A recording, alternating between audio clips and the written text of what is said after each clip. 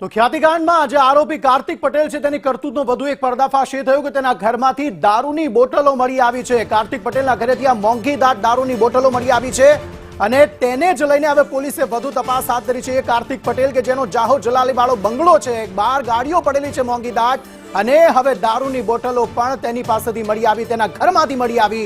Poker રમવાના સાધનો પણ તેના ઘરમાંથી મળી આવ્યા છે।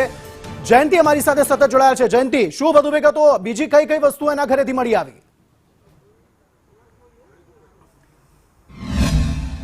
ખ્યાતિ હોસ્પિટલમાં જે મુખ્ય આરોપી છે કાર્તિક પટેલ, ત્યાં આગળ ક્રાઇમ બ્રાન્ચની ટીમ દ્વારા અત્યારે સર્ચ ઓપરેશન હાથ ધરવામાં આવ્યું છે।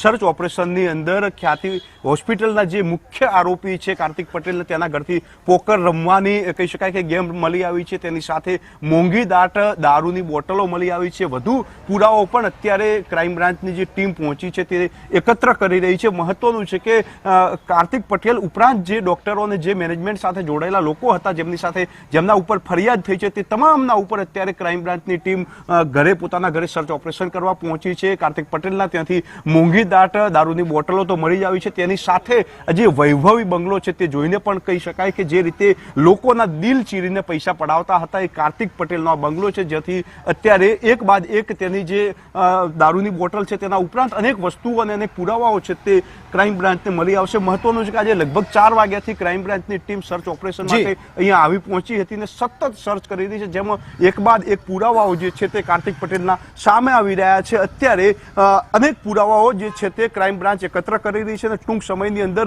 તેના વિશે પણ ક્રાઇમ બ્રાન્ચ જાણ કરશે। જી જયંતિ, આભાર સમગ્ર માહિતી આપવા માટે। તો એક સમયે ડોક્ટર્સને ભગવાનનું સ્વરૂપ માનવામાં આવતું હતું, પરંતુ હવે એવું થઈ ગયું છે કે એ જ ભગવાનના સ્વરૂપ ડોક્ટર્સ જે છે તે રાક્ષસ બની ગયા છે અને લોકોના હૃદય ચીરી રહ્યા છે, લોકો પાસેથી પૈસા પડાવી રહ્યા છે પોતાની જાહો જલાલી માટેનું કોઈ